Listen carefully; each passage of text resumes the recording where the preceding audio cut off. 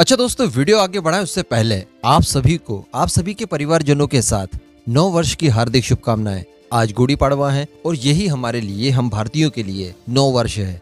इस अवसर पर आप सभी को ढेर सारी खुशियां मिले, मैं भगवान से यही प्रार्थना करूंगा। बस आप भी एक संकल्प कीजिए और वो संकल्प ये होना चाहिए कि आज से, क्योंकि गर्मी इस समय बहुत ज्यादा पड़ रही है, इसलिए अपनी छतों पर चिड़ियाओं के लिए पानी के सकोरे और कुछ अनाज के दाने वगैरह जरूर डालेंगे और साथ ही साथ एक रोटी कम से कम एक स्ट्रीट डॉग को जरूर देंगे। इस बात का वादा लेकर आपसे वीडियो को शुरू कर देते हैं। तो दोस्तों, जो खबर निकल कर आ रही है वो एमका से रिलेटेड है और एमका के साथ साथ हमारे 125 किलो न्यूटन के इंजन से संबंधित है। वो इंजन जो कि हम लोग फ्रांस की साफरान के साथ मिलकर डेवलप करने वाले हैं।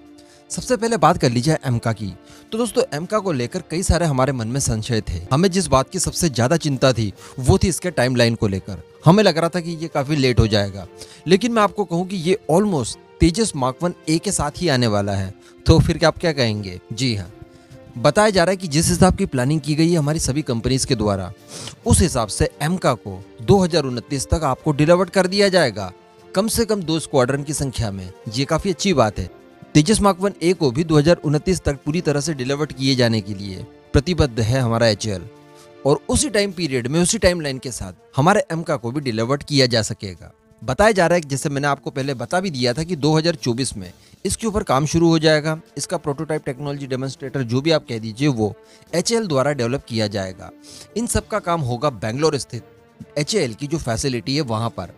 लेकिन दोस्तों, ये सारी चीजें जब हो जाएंगी, जब इसके टेस्ट और ट्रायल्स हो जाएंगे, उसके तुरंत बाद, बात को भी हम लोग पहले डिस्कस कर चुके हैं कि एमका के अंदर जो भी हम टेक्नोलॉजी से इस्तेमाल करेंगे, जो सब सिस्टम से इस्तेमाल करेंगे, वो सारे के सारे A1 क्वालिटी के होंगे, वो टेस्ट एंड ट्रायल्स होंगे।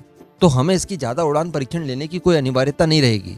इस वजह से हम लोग टेस्ट एंड ट्रायल के तुरंत बाद इसके प्रोडक्शन पर काम शुरू कर देंगे। और इसके प्रोडक्शन के काम के लिए स्पेशली एक फैसिलिटी डेवलप की गई है तमिलनाडु में, जिसमें कि कई सारी प्राइवेट फर्म्स मिलकर एक साथ काम करने वाली है एमका के ऊपर। तो बताया जा रहा है कि ये काम इतना फास्ट ट्रैक हो जाएगा कि 2029 तक 40 की संख्या में, यानी 2 स्क्वाड्रन लगभग हमारी एयरफोर्स को एमका मार्क 1 डिलीवर्ड हो जाएंगे। अब चूंकि ये SPG कर दिया गया, इसे स्पेशल पर्पस व्हीकल, इस वजह से इन सब के ऊपर ढिलाई तो हो ही नहीं सकती, और प्राइवेट फर्म साथ में है तो काम तेजी से होना ही है।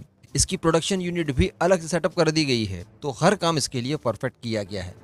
ये खबर बड़ी अच्छी लगी मुझे। लेकिन दोस्तों, यहीं पर एक खबर ऐसी भी आई है जो आपको भी डिसअपॉइंट कर सकती है। देखिए, जब पहली बार खबरें निकल कर आई थी कि फ्रांस के साथ भारत का DRDO एक इंजन को डेवलप करने जा रहा है, उस समय बताया गया था कि 2027 तक की टाइमलाइन रखी गई है। बड़े से बड़े मीडिया हाउस ने भी इस बात की जानकारी दी थी कि 2027 तक इस इंजन के डेवलपमेंट का काम कंप्लीट हो जाएगा, क्योंकि जो सेफ्रॉन है वो ऑलरेडी एक्सपीरियंस्ड है, उसने पहले भी इंजन डेवलप किए हैं, तो कहीं ना कहीं यहाँ पर ज्यादा समय नहीं लगने वाला है। लेकिन दोस्तों, अब बताया जा रहा है कि ये जो इंजन का हम लोग काम शुरू करेंगे साफरान के साथ मिलकर, ये इंजन 2030 तक बन पाएगा। यानी यहाँ पर हमने जो एक्सपेक्ट किया था उससे ये 3 साल डिले है। वैसे यहाँ पर एक कारण ये जरूर हो सकता है कि साफरान भी चूंकि रॉल्स रॉयस की तरह एक अलग और एकदम नए कॉन्सेप्ट के साथ इंजन डेवलपमेंट की शुरुआत भारत के साथ करेगा।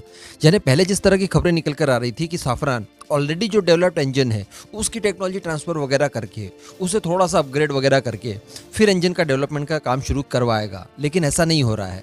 यहाँ पर एक नए कॉन्सेप्ट के साथ इंजन डेवलप किया जा रहा है भारत की रिक्वायरमेंट के हिसाब से। और मैंने आपको बताया था कि ऐसा इंजन दुनिया में कहीं और नहीं होगा, ये इकलौता होगा अपनी कैटेगरी का। तो इस वजह से थोड़ा सा टाइम लाइन बढ़ सकता है, लेकिन फिर भी 3 साल जो पहले बताया गया था उससे बढ़ ज़्यादा हो गया है। तो कहीं ना कहीं यहाँ पर हमें सोच विचार करने की ज़रूरत है।